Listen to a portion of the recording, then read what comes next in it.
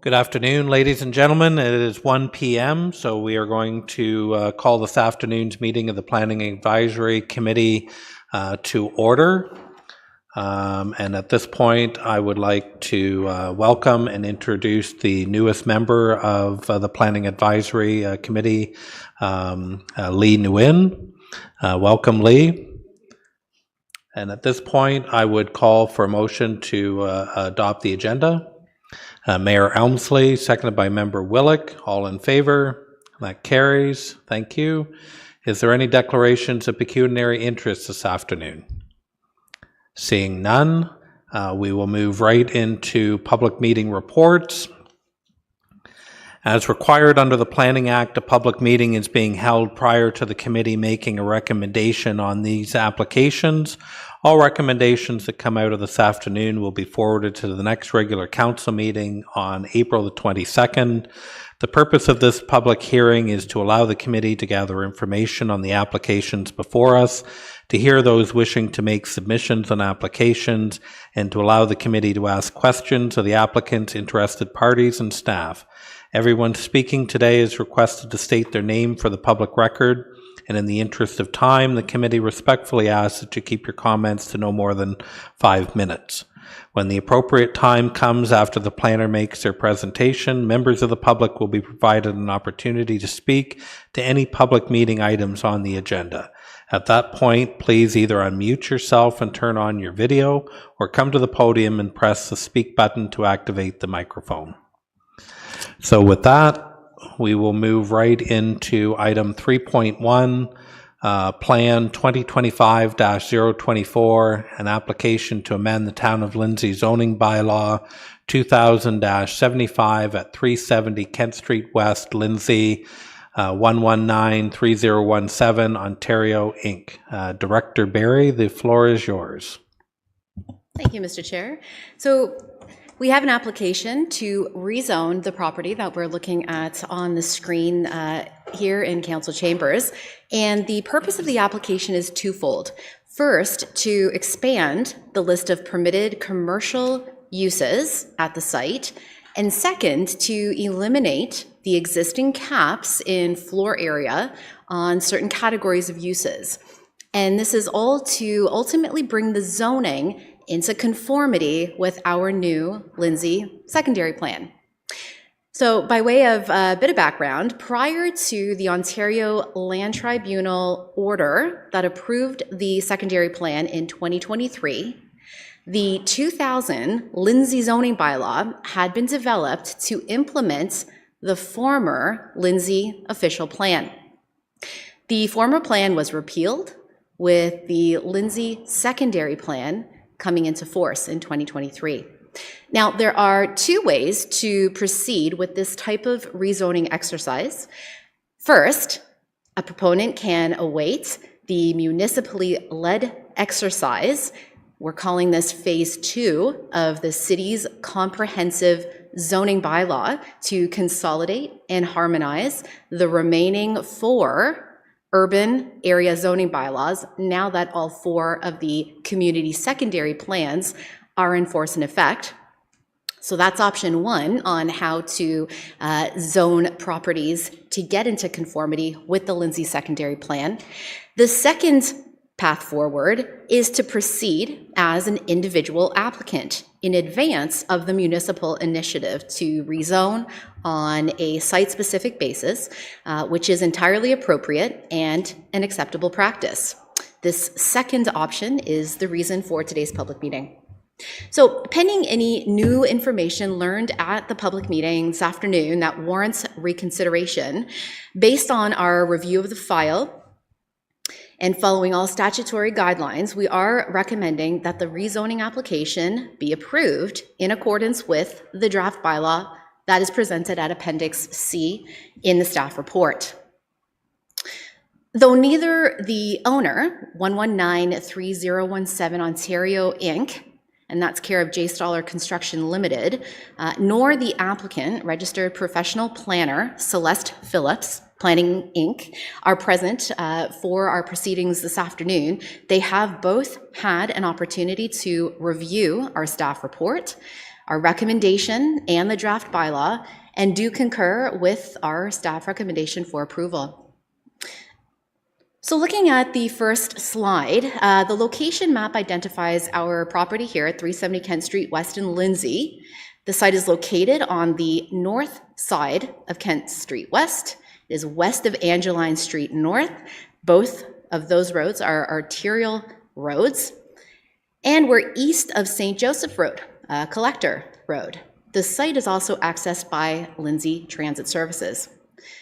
The site is fully developed as the Whitney Town Center. It encompasses just shy of 4 hectares, 3.9 hectares, 9.31 acres. The property is designated an urban settlement area in our City of Kawartha Lakes official plan. Newly minted general commercial designation in the secondary plan, and it is currently zoned special purpose commercial in the 2000 Lindsay zoning bylaw. The property is serviced by municipal water, sanitary, and storm sewers. Taking a look at the next slide, that's the aerial map of the property. We can see 7 commercial buildings with a total gross building area of approximately 9,951 square meters. The property is surrounded on 3 sides by lands that are designated, zoned, and used for commercial purposes. Lands to the north are vacant, and of course I'm describing adjacent lands that are owned by other entities.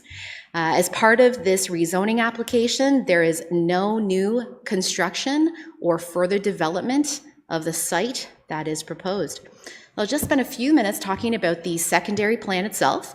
Of note, actually, is the elimination of the former shopping center and special purpose commercial designations.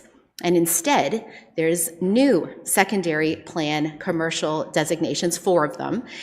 One includes the general commercial designation that is attached to this site, as well as a number of surrounding properties, and that would include the Kawartha Lakes Center, the Loblaws property, and the Canadian Tire property, Lindsay Square Mall, the Shoppers Drug Mart, as well as a number of other smaller commercial properties in that Kent Street West corridor.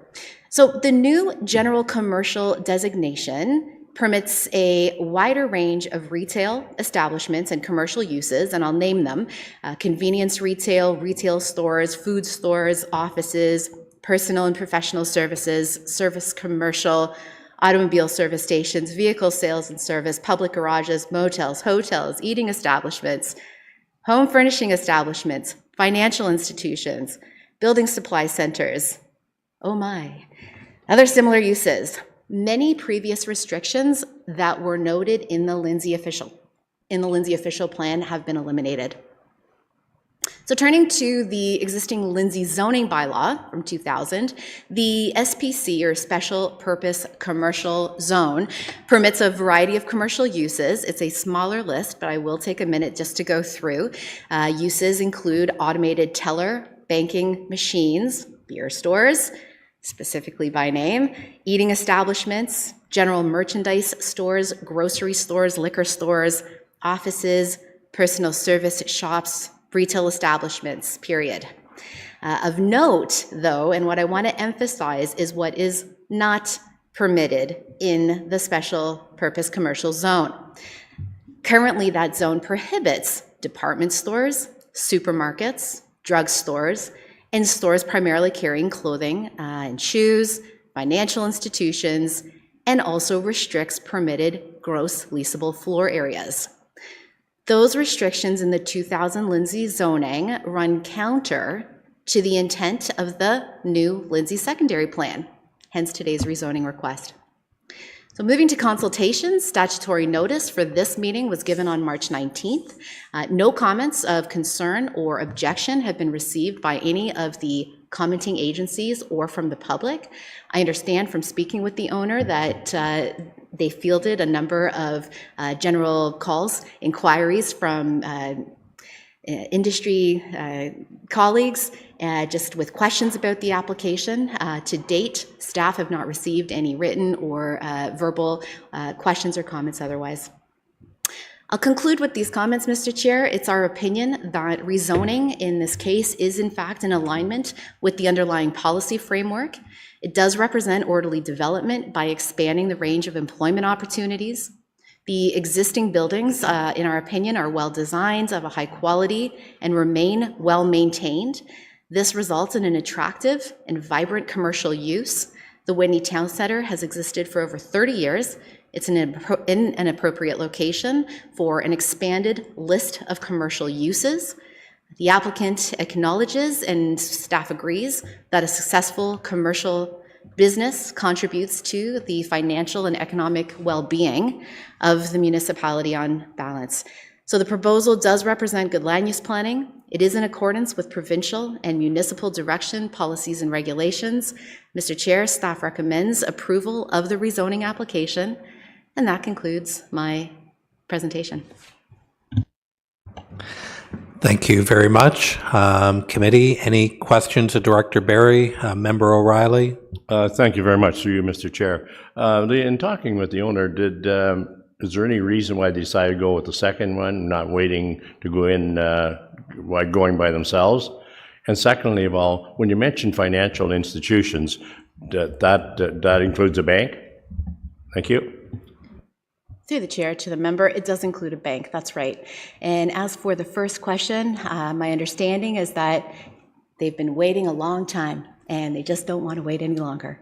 It has been an exercise that has gone on for a number of years. The committee will recall that the Lindsay Secondary Plan has been under appeal, up until 2023, since 2017. And the intention behind all of that movement and progress was to get to this point of getting zoning in place. So he was ready, understood what the city's bigger play or plan was, and is moving, as is his right, at his pace. Any further questions of Director Barry at this time? Member DeWin? Thank you very much. I'd just like to understand the economic impact of allowing this rezoning to happen, if that was considered or submitted by the applicant. Through the chair, to the member, thank you for the question. So there wasn't a need for example, a fiscal assessment or analysis to be completed in a case like this. That type of review or evaluation would have been contemplated at the time that the secondary plan not only was developed, but subsequently went through the Ontario Land Tribunal process. So at this point, almost academic, but the exercise is to bring that zoning into conformity with the underlying work that would have been done. Generally speaking, if I may, the idea of variety and expanding permissions, in our opinion and our assessment, would help contribute to greater economic diversity and opportunities. Any further questions of Director Barry at this time? Okay, seeing none. Is there anyone from the public wishing to speak to this application? Anyone from the public wishing to speak to the application? Calling a third and final time. Anyone from the public wishing to speak to the application? Okay. Seeing and hearing none, the committee, what is your recommendation to council? Member O'Reilly? Thank you very much, Mr. Chairman. I gave the recommendation, the report, application to amend the Town of Lindsay zoning bylaw 2000-75 at 370 Kent Street West, Lindsay, 11193017, Ontario Inc. be received for information that the zoning bylaw amendment respecting application D06-2024-020 substantially in the form attached in Appendix C to report plan 2025-024 application to amend the Town of Lindsay zoning bylaw 2000-75 at 370 Kent Street West, Lindsay 11193017, Ontario Inc. be approved and adopted by council, that the mayor and clerk be authorized to execute the documents required by the approval of this application. Seconder of the motion, Councillor Warren. Any discussion? Calling the question, all in favor? Any opposed? And that carries. Thank you very much. And with that, that brings the public meeting section of today being held under the Planning Act is now adjourned. We will now move into Section 4, Deputations, 4.1, Mr. Hoofling and Mr. Eatson.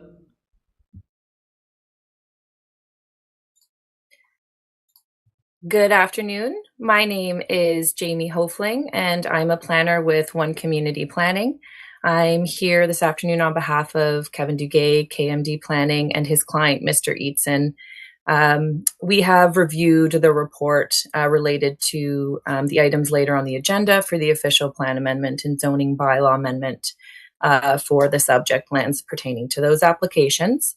And we wholeheartedly agree with the recommendations put forth in those reports.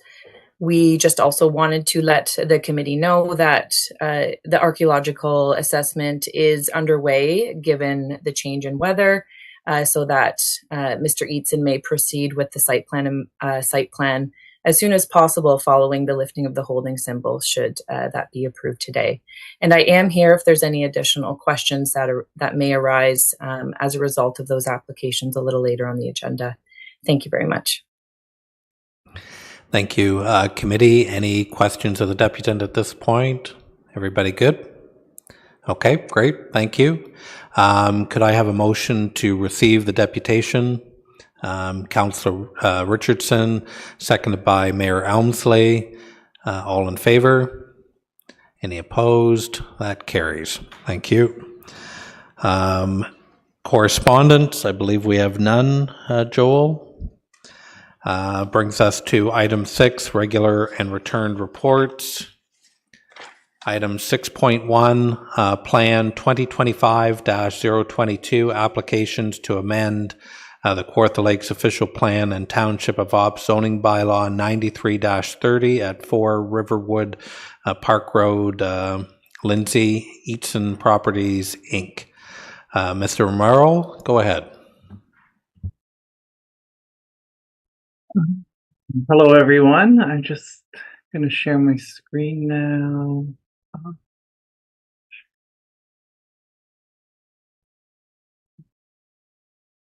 There we go. Okay. Everyone can see the screen? Just want to confirm. I'm assuming yes.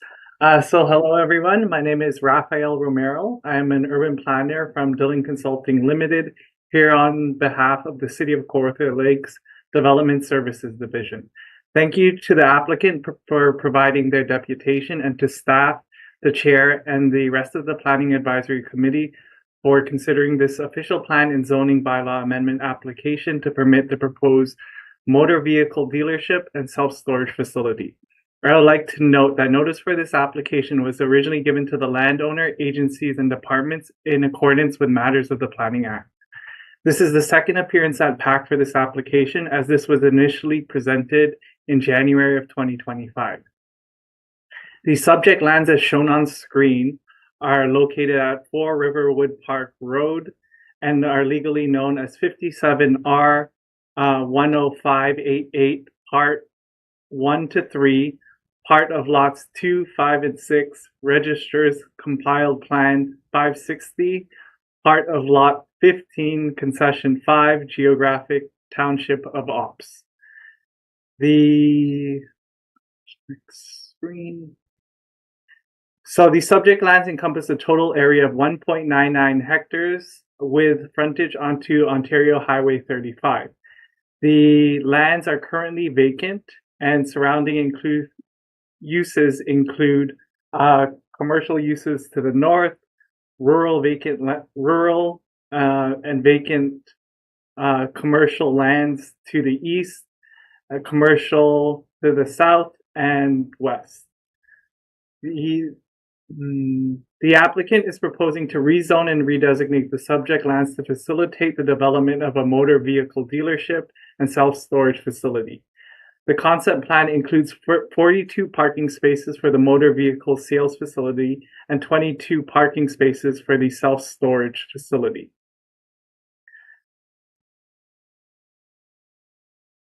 The subject lands are currently designated highway, commercial, and rural in Schedule A3 of the City of Kawartha Lakes official plan. The proposal requires an official plan amendment to redesignate the subject lands from rural and highway commercial to a highway commercial exception zone to accommodate the proposed self-storage facility, which is currently not a permitted use under this designation. The amendment aligns with the City of Kawartha Lakes official plan promoting economic development by enhancing the commercial activities to serve residents and visitors. Next page. In terms of the zoning, the subject property is currently zoned highway commercial and agricultural exception 3 as per Schedule A in the Township of Opp zoning bylaw 93-30. The zoning bylaw amendment seeks to rezone the subject lands to a highway commercial exception 19 zone to permit the self-storage facility and address parking deficiencies. The proposed zoning bylaw amendment, as detailed in Appendix E and as shown on screen of the Planning Advisory Committee report, seeks to permit the development of a self-storage facility with site-specific provisions. This amendment includes a holding provision due to the identified archaeological potential on site, ensuring the protection of cultural heritage resources. The applicant, as noted in the deputation, is committed to addressing this potential with the holding provision preventing development until the archaeological assessment is completed. In terms of policy conformity, the zoning bylaw amendment aligns with the provincial planning statement and the City of Kawartha Lakes official plan. Relevant departments and agencies were circulated on the application, and any comments received have been addressed.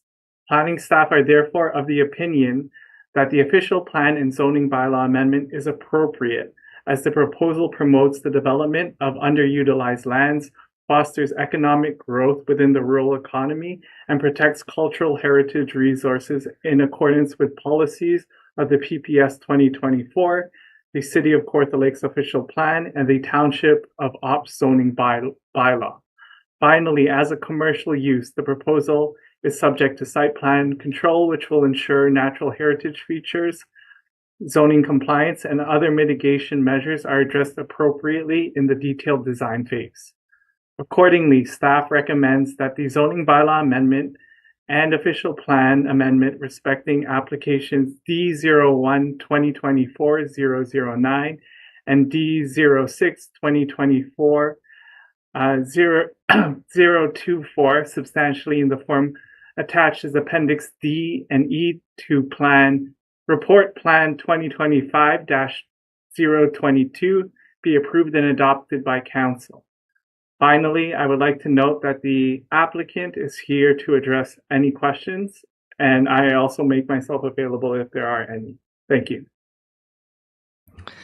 Thank you very much for the overview. Committee, any questions of Mr. Romero at this time or the applicant? Everybody is good? All right. What is your recommendation to Council? Anyone? Oops. Oh, sorry. Councilor Richardson, I think you wanted to put your hand up. I was putting my hand up, move as printed.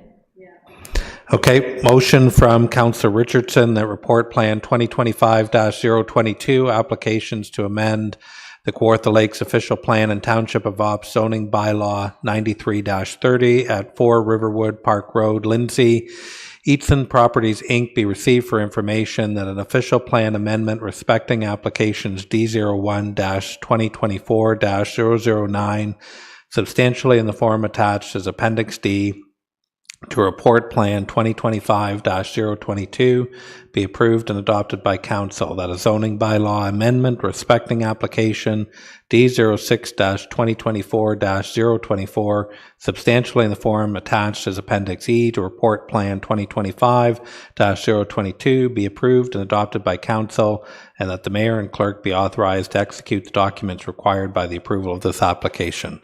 Seconder for the motion, Member Willick. Any discussion? Calling the question, all in favor? Any opposed? That carries. Thank you. That brings us to item 6.2, Plan 2025-023, Kings Bay Golf Club Limited subdivision agreement. Rory Bacchus. Go ahead. Good afternoon to Planning Committee and members of the public. I'll make my comments brief. It is my pleasure to be before committee this afternoon and speak to the ongoing development process for the Kings Bay subdivision. As committee may remember, the matter was appealed to the Ontario Land Tribunal and was subsequently handled through a number of decisions. And so that brings us to the point where we are today we are working to move the subdivision forward and are at the subdivision agreement stage. We have received a version of the subdivision agreement and it is still under review, but it is ostensibly in a shape that is suitable to bring it before committee this afternoon. And staff are seeking the approval of the committee to continue to work with the developer to ensure that all of the details are fully finalized. But as I said, since the subdivision agreement is ostensibly in a version that's suitable for the committee to review, we are also asking that as we complete the process working with the developer to basically dot all the I's and cross the T's, that we also have your authorization to then execute the fully finalized documents once the municipality is fully satisfied that all of the remaining details in the subdivision agreement are in place. Those are my brief remarks this afternoon, but I'm more than happy to answer any questions that committee may have. Thank you for the overview. Committee, any questions? Member Barkwell? Yeah, thank you very much. So I realize now we're just in the public meeting, and as a community member, I find that there's a lot of detail missing from the presentation itself. Once you go into the development agreement, you find that there is a lot more detail, and you go into the OLT resolutions, you find there's a lot more as well, like I think there are about 100 different issues that are or being or should be dealt with. So I just have a few questions. As a public member, if I just seen this report come out, it doesn't tell me how many houses. I was curious about that. In the report it says there are 46 and that 18 of them can be built now, and then the remainder after their changes to the sewer and water system. And I just wonder if you can comment on that, how that's going to go. Like I'm guessing, and that's what all we can do, is that from the past use of as a golf course, that they have some sewer and water there, or do they have a private? You know, how is that being done that the first 18 can be serviced? I'm pleased to offer that additional background. Yes, in this particular subdivision and the former golf course, there is a standalone water and sewer system that provides water and sewer servicing to the development. Through a number of assessments that have been undertaken, there is now identified some available capacity for new development to tie in. However, it is limited. That's where the limited amount of development comes from. And further development will require upgrades in order to realize the full number of units that are part of the subdivision and part of full build-out. Thank you. Understanding I'm just a member of the community, I might be asking some questions that are sound a little bit odd, but I just wondered, part of the contract or the agreement says that they have to provide a couple of wells to make sure that they will have enough water. And then they're decommissioning wells that are already there. So I just wondered, like I was wondering about sewer and water the whole time because there was no report on it, whether it was good or whatever. So I just wonder if you can kind of give me and the public a little bit of back. Yes, I realize that the file itself started a number of years ago, and there was a lot of discussion and information provided. So to come at it new at this particular point in time, it seems like there isn't the background. So I understand the spirit of the questions that are being asked, and I'm happy to provide the information. So I just wanted to share that first and foremost. The questions are by all means welcomed. Yes, there is, as mentioned, a certain amount of available capacity to service the development, we must have sufficient water capacity in order to provide water servicing to the full build out. So that's the requirement for the wells, is to provide the actual water capacity. And there's requirements in Ontario for decommissioning of older wells and new wells to be built with proper standards in terms of well casing and other technical details that I have some general cursory knowledge about. And so anything new going in has to be built to those new standards. Thank you. So the part of the agreement says that the developer will be responsible for upgrading both the sewer treatment, or water treatment and sewage treatment facilities. Yes, that's correct. That was a matter that was, subject to many conversations between the proponent and the city. And it is understood that there is some amount of available capacity that can be tied into, but it's insufficient for the full build out. And that's why there has to be an upgrade to both water and sewer in order to facilitate full build out. Thank you. Any further questions? Councillor Richardson?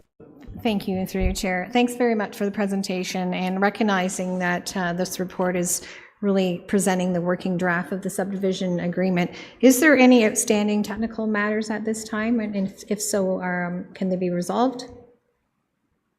There are a few minor technical matters. I saw an email from a member of staff as related to the third round of engineering submission. So that's gone out to the developer. I had a chat with one of the development coordinators at the developers, and they were receptive to the comments provided by staff and indicated to myself that they are working through those remaining comments in order to provide some subsequent materials that will essentially give us comfort that the technical matters have been addressed. So the ball is in the developer's court. It's also extremely important for me to make committee aware that the archaeological report has been done and it has been submitted to the ministry, but ministry clearance has not been provided, and that is an absolute must-have before the development is allowed to proceed, basically before anyone starts digging holes in the ground. That is understood by the developer, and we continue to wait for the ministry to provide the appropriate clearance in that regard. The other thing that we have received, but is still in process, is the cash in lieu of parkland. So we have received an appraisal report that is currently being reviewed. And once we, again, as the city, are satisfied with that appraisal and have confirmed the calculation of the cash in lieu, that will be another matter to be resolved. We can mark that done. And then finally, a final confirmation on the closure of all of the engineering review. It's final confirmation of all of the development charges to be paid and the securities that need to be posted. That will be a matter that will then finally come into the final version of the agreement. Those final calculations will be done. So that hopefully provides some additional information as to the things that remain to be resolved and on the way to finalizing the agreement. Okay, all good. Mayor Elmsley? Thank you, Mr. Chair. Through you, I have questions for Ms. Barry, if appropriate. Couple of things. Is this finished in front of the OLT, or is there still more to be done? To you, Mr. Chair, to the mayor. The matters that were in front of the tribunal were resolved last summer. The order of the tribunal did provide the authority to the municipality for clearing the conditions of draft approval and ultimately entering into a subdivision agreement So this is why we're able to proceed at the municipal level now without having to go back to the Ontario Land Tribunal. Thank you. I understand there were also outstanding complaints against city staff. Have those been resolved as part of the OLT, or are they still outstanding and going forward? Mr. Chair, through you, that's actually a matter that I am not privy to and wouldn't be able to comment on further. Mr. Mayor, my apologies. Councillor Warren. So this is just a draft. Will this come back? Because there are many issues that they have to deal with before we give them the go-ahead. Totally. It's good to the councillor. I'm happy to answer that question if that's okay. While it does appear that there's a lot to be done in the draft, in fact, the draft is basically three things. The draft itself is the standard subdivision agreement template for the City of Kawartha Lakes. That forms the foundational document. The other input to this product are the agreed upon subdivision conditions of draft approval that were adjudicated by the Ontario Land Tribunal.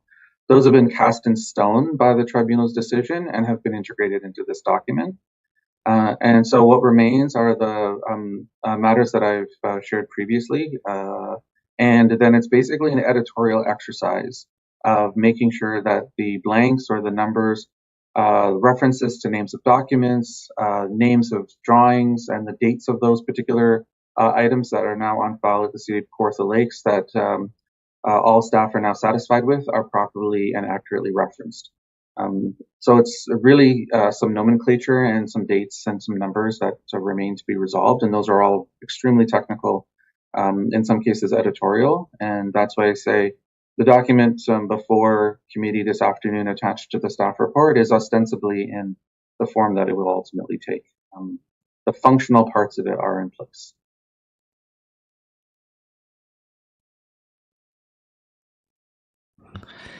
Any further questions? Member DeWin?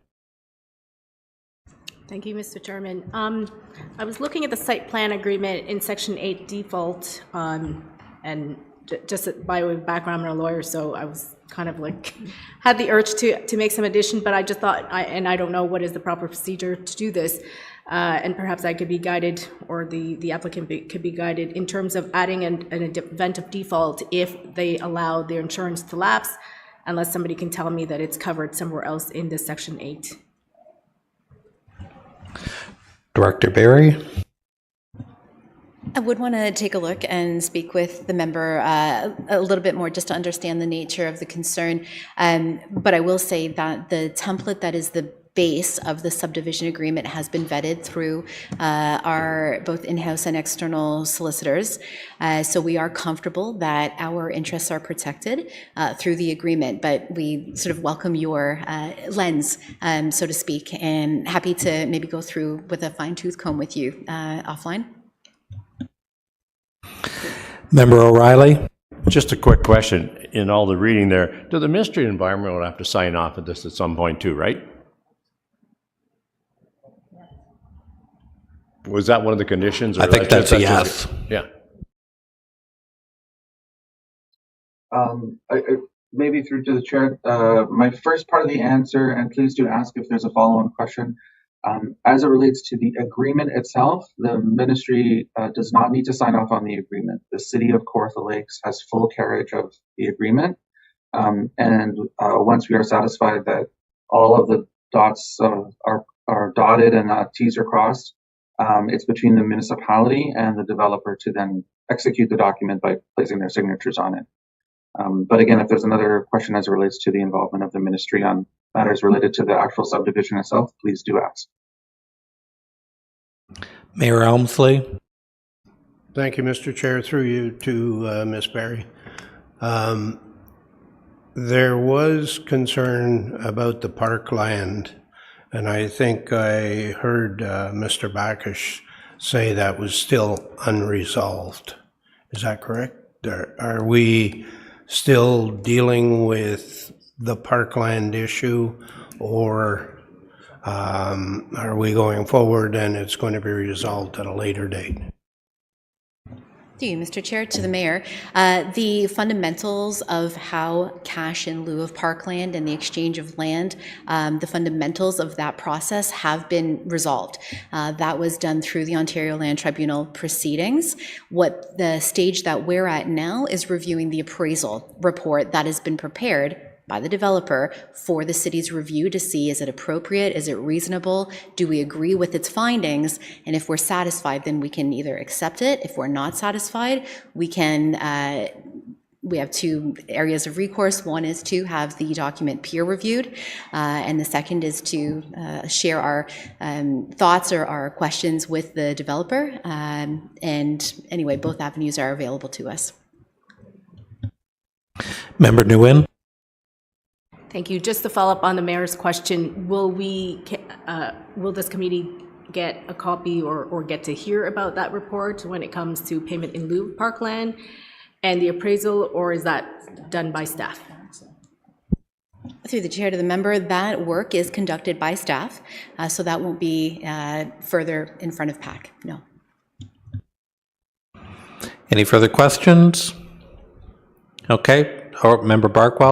Yeah, I just like to commend the developer for the patience that they've shown to try to build some homes in the Kawartha Lakes. After 3 applications, going to the OLT, and in one of the documents, it said that there were 710 changes made along the line. So hopefully this goes forward, and I congratulate them and look forward to the build. All right, if there are no further questions, what is committee's recommendation to council? Member Barkwell? Yes, I'd like to move the motion that Kings Bay Golf Club limited subdivision agreement that be accepted for information, that the subdivision agreement, generally in accordance with the draft version attached in Appendix B to Report Plan 2025-023, Kings Bay Golf Club Limited Subdivision Agreement be endorsed by council, and that the mayor and clerk be authorized to execute the documents required by the approval of this request. Seconder for the motion, Member Willick. Any discussion? Calling the question, all in favor? Any opposed? And that carries. Thank you. That now brings us to item 6.3, a verbal update from Director Barry on significant subdivisions within Kawartha Lakes at various stages. The floor is yours. Thank you, Mr. Chair. So I actually also want to thank you for raising the topic at our previous PAC meeting. You know, we talked about this, and just more casually with committee members, sort of there's a recognition on staff's part that the committee sees a lot of development, I'll say proposals, a lot of developments to happen one day. But what this committee doesn't always maybe see through to its ultimate endpoint, shovels in the ground. And for that reason, we thought we'd like to bring you an update on some of these longer standing, perhaps larger in scale or higher profile in scope type of developments. They have been sort of on the books, so to speak, for a number of years. And we have a change in membership on occasion. So this really is just a way to bring us up to speed where we're at today. The materials that you have received are really the basis for what will become a annual and on an as needed or even quarterly. I don't necessarily want to commit to anything. We want to bring you information when it's updated. If things are status quo, we will decide and assess if there's a need to bring that to you more regularly. But for a number of reasons, including great key performance indicators, we'd like you to have a sense on what the construction activity is looking like. There's also a lot of well, at times speculation on what's happening where, or you're maybe seeing construction, but it hasn't necessarily passed through this committee or recently. And so hopefully the tables that you have in the handout start making a bit more sense to some of these longer standing applications, as well as applications that you haven't yet seen, but you will. So a bit of a teaser on what's coming forward. There isn't anything confidential in here. These are applications or development proposals that have already sort of hit the public process in one way or another. So let's dive into it. This is sort of all based on the growth management strategy work that was started a number of years ago. Council did endorse our 2025 growth management strategy on February 18th, 2025. That document is available online. If you haven't seen that one yet, it's there for you, all 200 pages of it. That document will form a significant input into the city's next official plan. So starting this year, we are looking at the framework for the official plan review and update program. The GMS provides the city with a long-term assessment of future growth and subsequent residential and employment urban land needs to the year 2051. There are companion infrastructure master plans that have been completed and endorsed by council as well on February 18th. That's to deal with water, wastewater, and transportation. The GMS not only provides us with the forecast and population, employment, and land need projections, there's also a series of strategic policy recommendations that we will consider going into the official plan review. So after the work of the GMS, council did endorse the high growth scenario that was recommended in the GMS, and that's to accommodate 45 people and jobs per hectare. Now that's an important figure because it really helps explain what our urban areas need to do to 2051 to accommodate the number of people and the number of jobs that are forecast. So I'll just break down that first chart for you. We are looking at an impact of 48,800 people as being the number that will increase to get us to 2051 for a total of 130,000 people. Now this is citywide, okay, so that's not limited to the 4 urban areas. From an employment perspective, 16,500 jobs is the increase, and that gets us to 40,600 jobs forecast till 2051. The high growth scenario helps, as I said, determine where we need to change or look at increasing the size of our urban areas. So when I say this, I'm talking about Lindsay, Omemee, Bobcaygeon, and Fenelon Falls. The tables give you an idea on the size of whether we have an oversupply of land and don't need to change or expand boundaries, and an undersupply. So those would be examples of where expansions would be needed. Okay, so that sort of sets the foundation or the framework. Bigger picture, longer term. The handout that you have does go into development activity in Lindsay that is underway, that is planned, specific to the ministerial zoning orders. And we also take a look at the development activity in Fenelon Falls and Bobcaygeon.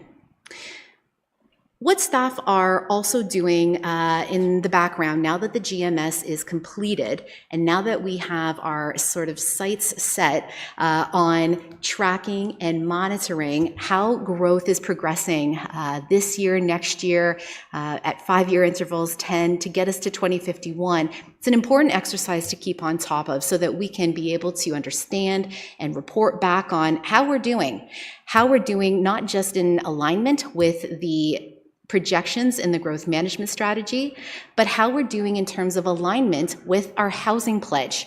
You'll recall that council did pledge to the province a certain number of housing units would be created to get us to our target of 6,500 housing units to 2031. For a 3-year period, that was citywide, broken down to 477 units in year one. Year one happened to be 2023. 542 units in year two, which was last year, and 650 units was the pledge target for 2025.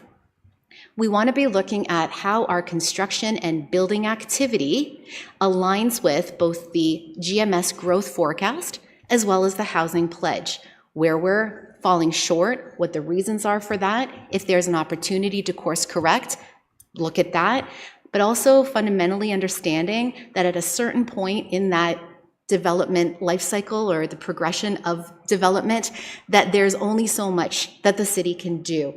The private market does dictate much of the construction activity, and we definitely don't want to lose sight of that. So let's just dive into kind of the highlights here. We'll start with what is underway for Lindsay. We're looking at a total of 3,923 units to 2031, and this table represents those areas that you see fully under construction at this time. We've got the Craft development known as Sugarwood. There's a series of phases there. We're talking north of Colburn Street West, east of Highway 35. The fourth column shows you the number of units per phases. 4+ indicates that there are a number of phases beyond 4. The final column gives you an idea of the units that have been constructed and occupied. So in the Sugarwood subdivision, we can see that 200 have been occupied. Those are residential dwelling units in the first phase. In the second phase, of 134 units that are in that subdivision, or in that phase, 69 are occupied. And then as we progress down through phases 3 and 4, we have an idea of what the developer has targeted for later this year and subsequent years. We'll see indications when we look at the tribute communities as we go down the rows. That's broken into the 2 major components of the Tribute development, Tribute South. We've now seen Lindsay Heights, the first phase, be registered. 270 units in that one, 6 model homes were built. There's 45 units under construction, and so on and so forth. Tribute North is following suit, 1832 units already draft approved, and the phasing will continue as the market dictates. Fernbrook and the townhouse development, all 155 units are under construction. That's Lindsay Street North, north of Cottingham Crescent. And we have 110 apartment units under construction currently at the northwest corner of William and Wellington. Now, I won't go into that level of detail for each one of the tables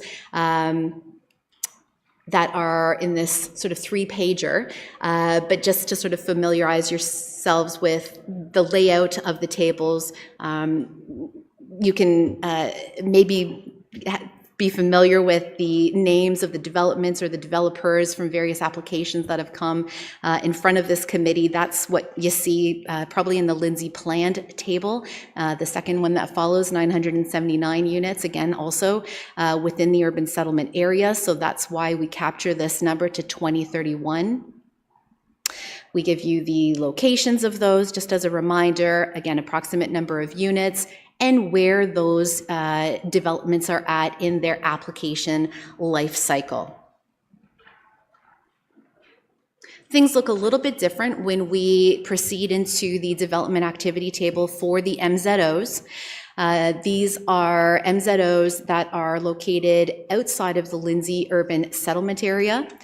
We do know from the work that we've done on the growth management strategy and what the provincial guidance documents inform the municipality around, and that is that at the time of the next comprehensive update to the official plan, that MZO lands are to be included within a settlement area. And that's where we see that large oversupply in the initial table that we looked at under Lindsay, a 329 hectare oversupply. Of course, no additional lands are needed over and above that. That is comprised of those MZO development proposals. The MZO subdivision applications from Bromont in 3 areas: Gateway, the Finney lands, and the Callahan lands, as well as the Flato MZO subdivision applications, have been filed with the city. As far as Bromont's Gateway subdivision, that's already draft approved and is in fact in its pre-servicing stage. The Finney and Callahan proposals, those are under review. They have been circulated out to the city's agency commenting partners, and when the time comes, the public will be notified of a public open house and meeting with this committee, where we will describe and summarize and receive questions and comments from the community about those applications.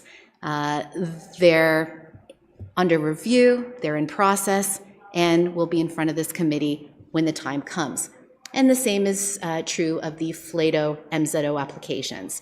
Phase 1, this committee will recall, has gone through its draft approval and is similarly in its pre-servicing phase. That's 113 townhouse units that are inside the Lindsay settlement area. Finland Falls, we're looking at 924 units to 2031. That's a result of the diagram developments, as well as Kawartha Lakes and Halliburton Housing Corporation development of 30 units on Murray Street, which is under construction. Bobcaygeon, we are looking at 282 units, for the most part from 2 main developments, the Riverside Heights development and the Three Lakes Development Inc., formerly known as the Rokeby subdivision, which is under construction. Mr. Chair, that perhaps was a bit of a whirlwind, or maybe it was ad nauseum. I hope not, but I'm happy to take questions from the group in terms of what you can expect next, or anything else that this sort of triggers for you.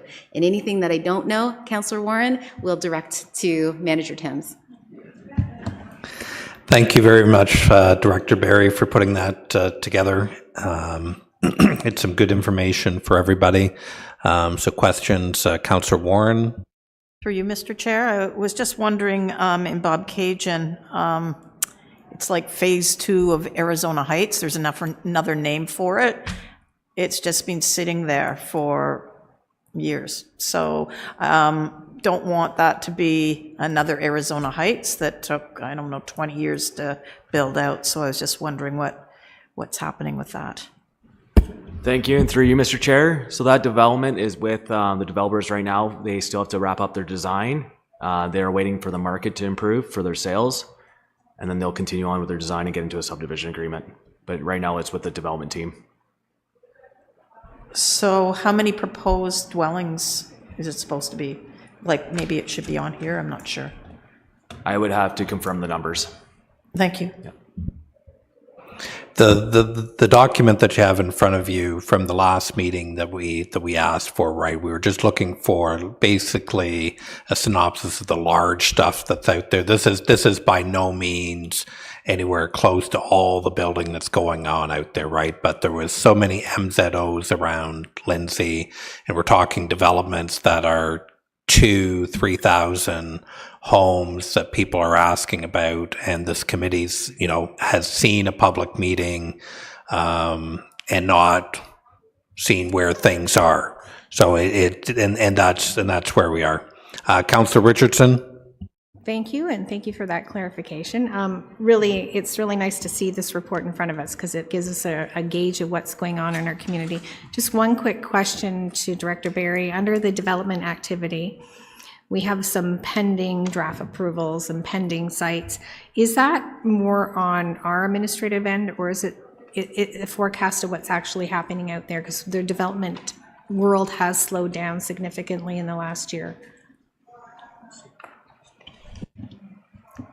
Through the chair, yeah, thanks for the question, Councillor Richardson. It's a series of answers. Yeah, it could be both, and there aren't many that are in that status, but we could talk about, as an example, if there was one in particular that you were curious about, why it reads as pending draft approval. I could maybe speak to the specifics of each of those.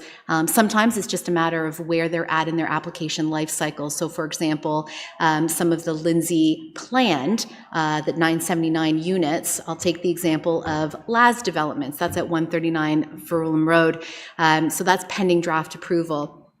That's gone through its rezoning application. There is a subsequent application process that's needed. So it is sort of going through the steps, but they're not yet in a position to have a draft approval or final approval or a registration. So there isn't a question of holding up a shovel in the ground for that matter.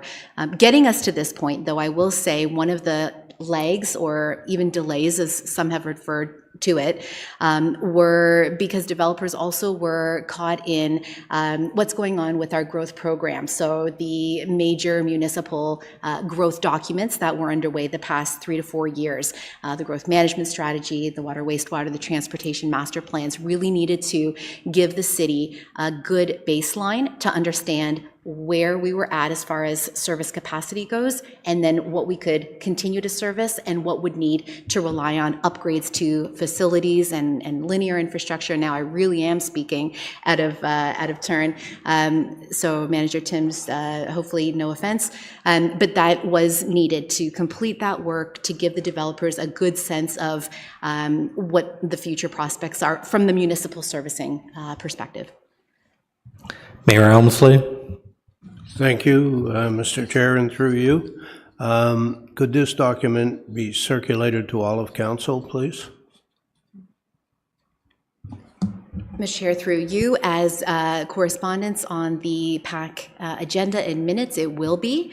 And we will, as I iterated earlier, I'll reiterate, is a living document. It's dynamic, and it may take on a different form. In fact, I'm quite certain it will take on a slightly different form, but we wanted to start somewhere. And I think you're going to, and you can expect at council to see some more regular reporting that takes on this shape. Member Barkwell. Thank you. Thank you for the report. It's excellent. You know, it's good to have these numbers and to see the projections and what's going on. Similar to the previous comments, Fenelon Falls has a number of applications. I know when we're doing growth management strategy, there was Black Bear Estates, and there were a couple of others, and there are a few other, Elise Street, and so that haven't made this list, although they have applications that were pending, or maybe, I don't know the status. I know after the last task force, planning task force, that we started off having an Excel spreadsheet that did include all of the applications. It was the applications that were also under Committee of Adjustment, asking for minor variances. So it was, about 16 or 17 page document. Is that the direction that you're going in, so that we just now have the foundation of what you're doing, and that this will, the last one was planned on being interactive, and was also going to be planned to be online. So there was a public document as well. So is that direction you're heading in? So I think if I can just answer quickly, I know the document that you're talking about. So that document was provided by former manager Sisson on a regular basis as to where all those subdivisions were. And I can tell by new manager Tim's expression and shaking his head that not putting words in his mouth, but I'm sure he is going to continue that list, and on a regular basis that will show up at these committee meetings as normal. I think if I remember right, I think Christina did it on like a quarterly basis or whatever. So I'm sure through the transition we will start seeing that again with the regular update for where everything was. I think again the focus of this is just recognizing too that the city has housing targets to hit So some of it is helpful if some of the big stuff that's going to, gain or move that needle hitting those targets is in front of everybody, and everybody knows where things are kind of falling and lying. Sorry, Member Nguyen. Thank you, Mr. Chair. I was very encouraged to see this, and this is my first meeting, so all of the information is new to me. Just looking at the first chart dealing with the employment impact and the job increases, it's amazing. And also looking at the title, which is Management Strategy, I wonder if we are reaching out to Fleming, for example, to kind of make sure that we do have the influx of students to fill these jobs so that we can benefit as a community locally here. I know that obviously the university and colleges are in a bit of trouble, and any additional enrollment would help them. And I think it is we need to really coordinate efforts in terms of making sure that multiple anchor institutions in this town are working together to make sure that we're promoting the fact that there will be job increases so that we can attract the right people to come here to take courses at Fleming, whether it's at Peterborough or here. I know they don't have construction courses and diplomas here, but is there that I guess impetus to communicate with Fleming, to work with other institutions to help us kind of make sure that this strategy is well supported by not just the city, but other institutions that are here, which is also very important to them. That's my first question. All yours. Sure, thanks. Yeah, no, that's great. And I mean, you're spot on in terms of the coordination and the collaboration. And the city has a good sort of working relationship and partnership with the post-secondary institutions. It's driven heavily in a number of divisions, including economic development, in our growth management strategy, as well as in the new corporate strategic plan and the economic development strategic plan. They all touch on this concept of what you're describing. And some don't just touch on it, they actually include strategic policy recommendations that are actions that the city can and should take to continue and strengthen those partnerships. Thank you. Just to follow up on that, I work in Peterborough, so I've actually seen where the hospital work with the municipality to build, long-term care homes and that kind of thing. And I wonder if, maybe this is for Mr. Mayor, if we need to consider having a committee, separate from council, where it is dealing with all of these different collaboration initiatives, so that, there is more hand kind of trying to pull it all together rather than just, doing it on an ad hoc basis. So I'll leave it at that. My second question is, with respect to all of these development, it's great, but the capacity for our hospital is probably not going to meet the increased amount of people.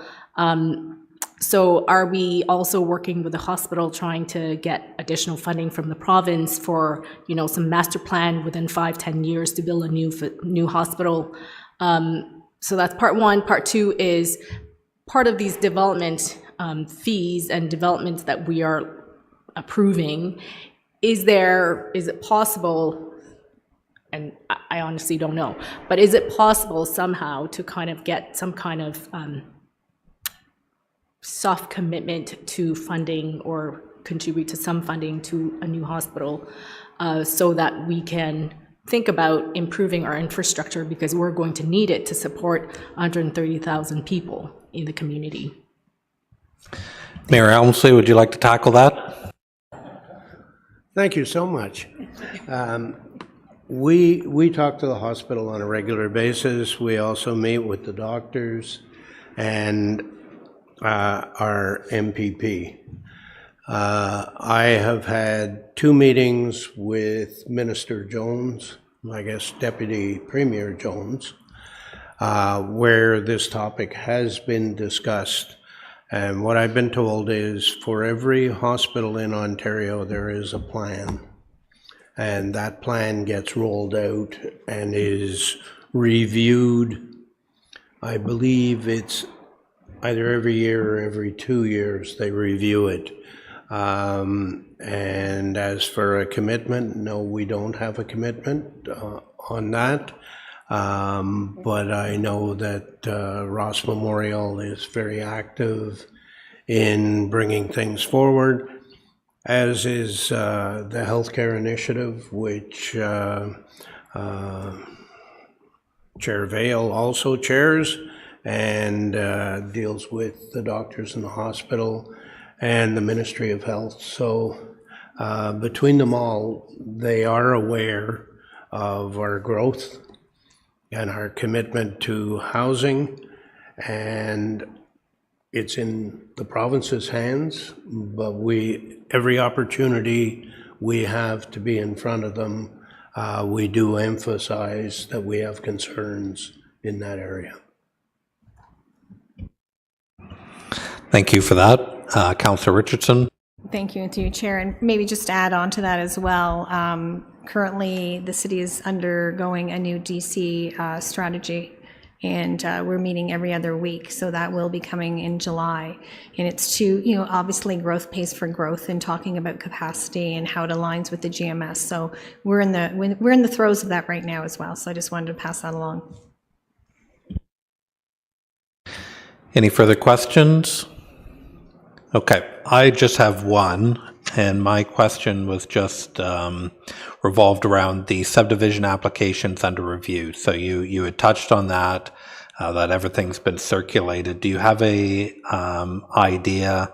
So like Finney, Callahan, and Flatto Phase 2, when a public meeting might be for that? Like is some of those like 30 days away, 90 days away? Yeah, it's a great question, and probably one that many share, so thank you for that, Mr. Chair. There are statutory requirements for the timing of holding public meetings, statutory public meetings for certain applications under the Planning Act. Draft plans of subdivision or subdivision applications do not have a requirement for public meetings any longer. We bring that information to council, to Planning Advisory Committee, and often, and what will be the case here as well, is when those subdivision applications have companion official plan amendments, for example. None of the MZO applications will require a rezoning because they already have zoning in place through the orders. However, to bring these lands into the Lindsay urban settlement area, an official plan amendment would be needed to do that. These are ongoing discussions that we're having with both the Bromont Building Group and the Flato Group. And so staff continue to coordinate and work together. We have a robust team, in fact, on both sides, the development team and on the city's planning team, to work through all of those pieces. So we want to be able to bring forward the complete picture to give the community as much information as will be available. We don't have a time set yet. The developers are probably asking the exact same questions as you and are very interested in continuing to see progress in that direction. So we are, certainly working with an eye on that goal. I certainly expect that those public meetings, or at least meetings in a public forum with this committee, are going to be held this year. I realize we're in April. There's still lots of time left in this year, but we know that the development community and the broader community at large are very interested in seeing where things stand. And so we want to be able to tell that story when the applications dictate that the timing is right. Great, thank you for that. Any further questions from anyone else? We're all good. Could I have a motion to accept or receive the verbal report from Director Barry, Mayor Elmsley, seconded by Councillor Warren? All in favor? That carries. And that brings us down to the final motion of the day, a motion for adjournment. Member Nguyen, seconded by Councillor Warren. All in favor? That carries. We are now adjourned. Thank you very much.